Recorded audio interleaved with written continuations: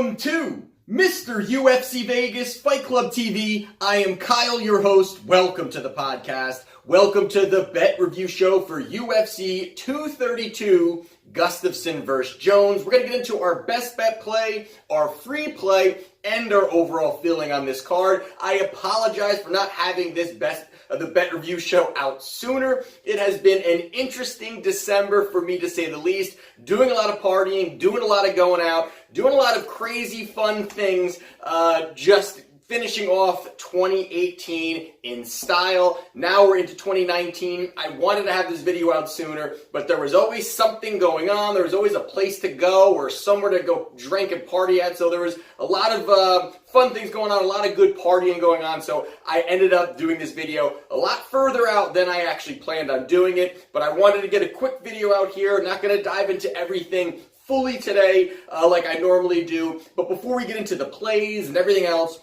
again, I want to thank everybody who has made the purchase on Wager Talk and everybody who continues to support this channel. Again, we're going into 2019. 2018 was a great year for this channel. We grew. We have a great community that's growing, a good group of people there that are helping handicap as well as listening to the things that I provide on this channel and giving great insight in the comment section. So I always, really encourage a lot of you to also get down there, have conversations, because again, there are some really great people down there that are communicating. So again, after this video, we'll continue the conversation down below as I always do. I try to answer every comment. So whatever we can do to continually grow this channel and your guys' support, I am greatly appreciative of that. So first thing we're going to do is we will quickly get into the best bet play. The best bet play was on Latifi, and this fight here, I mean, I'm not going to dive into it against Corey Anderson. I'm not going to dive into it because it was really a horrible fight. But really my thought process in here and the things that I was talking about of why I like him. And you know what, to me, you take a look at what Corey Anderson's gone through and some of the things that he's done. And Corey Anderson, he's got a questionable chin. I think that his striking is very sloppy. And I looked at Latifi's strength and being able to move forward and have the wrestling advantage. And there were some spots in there that he looked like he was going to, have opportunities to really hurt Anderson and really put that pressure on him and really move forward and get him to the ground and keep him to the ground.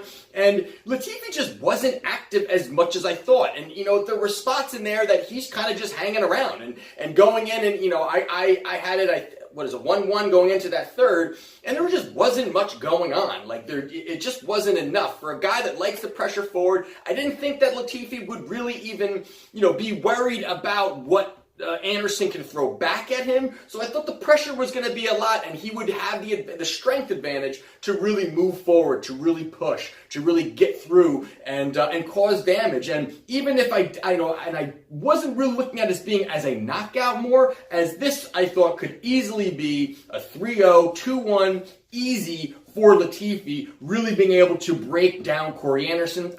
Even looking back at some of those fights that Corey Anderson had, a lot of them I didn't like. A lot of them, even some of his wins, he beat Glover Teixeira. I mean, he beat Glover, and that was, only his path really to victory is just his wrestling. I mean, he'll get a guy to the ground and he'll just smother them, and it's not even a pretty way or really a stylistic way. He just gets him to the ground and kind of just doesn't really do much, but keeps that position.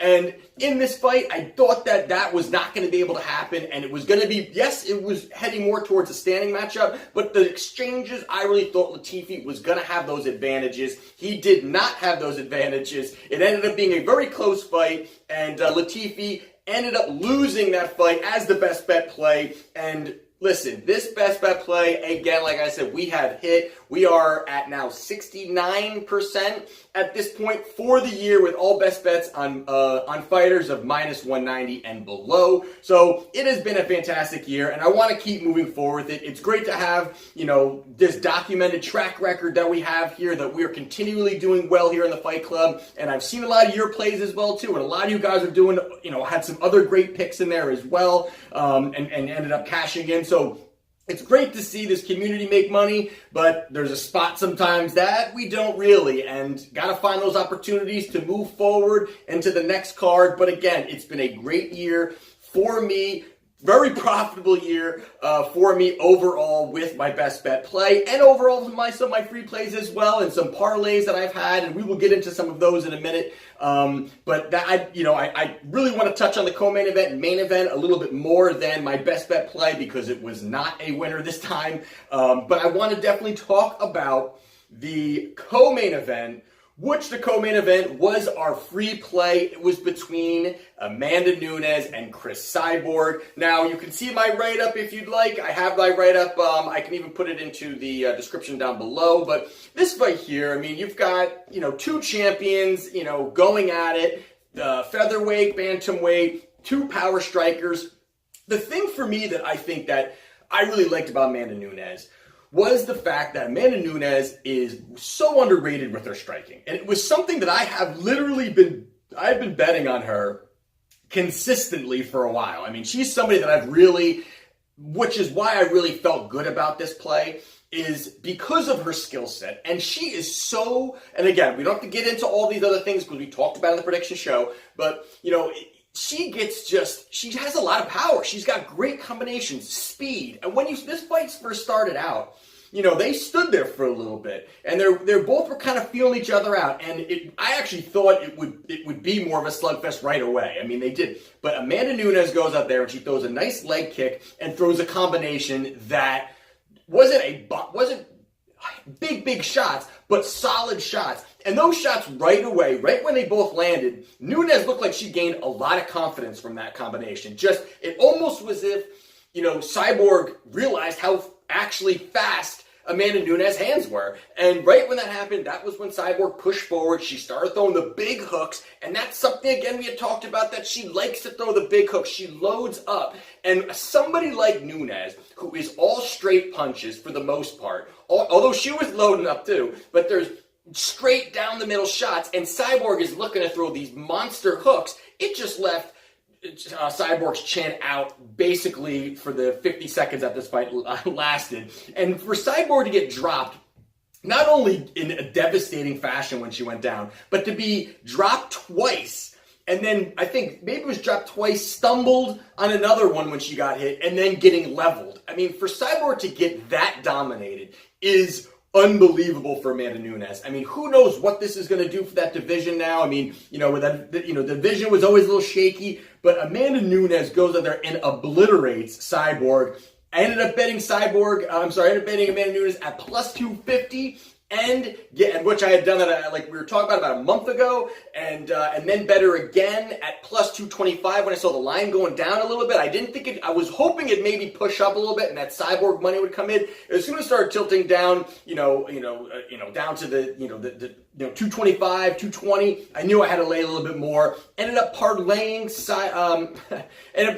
Amanda Nunes and Jon Jones. I also had Nunes and Latifi. So I didn't hit on that parlay, but I ended up hitting a nice parlay with Jon Jones and Amanda Nunes. It was a great fight because a lot of the people I was with on Saturday night also liked my free play. They bet the best bet play, but the free play and getting those amazing odds, tons of value on Amanda Nunes. Wondering what's going to happen to Cyborg now. The fact that Cyborg, who knows where she's going to go. Apparently, this is the last fight on her UFC contract, so I'm sure they're looking to re-sign her. I don't really think they'd let her go, but who knows what's going to happen, because if there's now rumors of are they going to be, not having that division anymore. So we'll see what happens and what goes on with Amanda Nunes, but interesting fight. That was amazing 50 seconds for Amanda Nunes. I think right now she is by far, without a doubt, the best female fighter that the UFC's ever seen. You can't put Rousey, especially she knocks out Rousey and she goes out there and knocks out Cyborg, and they were arguably the two best, and she knocks them both out in under a minute. I mean, that's pretty damn impressive. So we do hit the free play on Amanda Nunes. And then the other one real quickly, just to touch on Jon Jones. We did have Jon Jones in the parlay, but you know what? This fight, you got to give Jon Jones the credit now that he's back, that he is great for this sport. And I think he looked pretty good. I think he looked good. Gustafsson is a tough tall drink of water to figure out. He has got a great skill set. He can use his range very well, like the same way that Jon Jones does. So some of those things that, Gustafsson was trying to be able to basically null off, having that leverage as well. But I like what Jon Jones was doing. There were certain spots in there that I thought that he got creative when he was looking for the takedowns, and I think there was a lot of great things he was doing there. And again, this is his first fight back. Everyone talks about the ring rust. This guy is arguably one of the best, mixed martial arts ever, and he still looked good in a championship fight against a guy like in the caliber of Gustafsson. So I think he looked good coming into this fight, and he looked good at the end of this fight. So interesting to see who he's going to fight. He said he wants to fight three times in 2019. So if he's looking to pack in a 2019, that will be really great for the sport to see who he's going to fight. I mean, there are some really great matchups that you can have him go, and I would like to even see Yoel Romero versus Jon Jones. I think that is a really, really exciting fight with two guys that are that dynamic and that strong.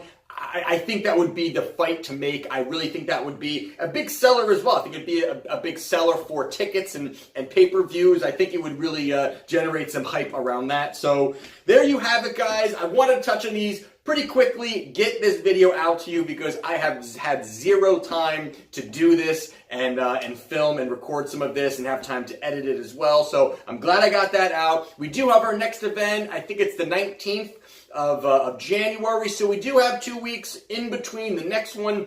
And like I said, prior in our prediction show, that we will be looking to maybe have a couple different changes here. Like I said, maybe the name of the show I may change.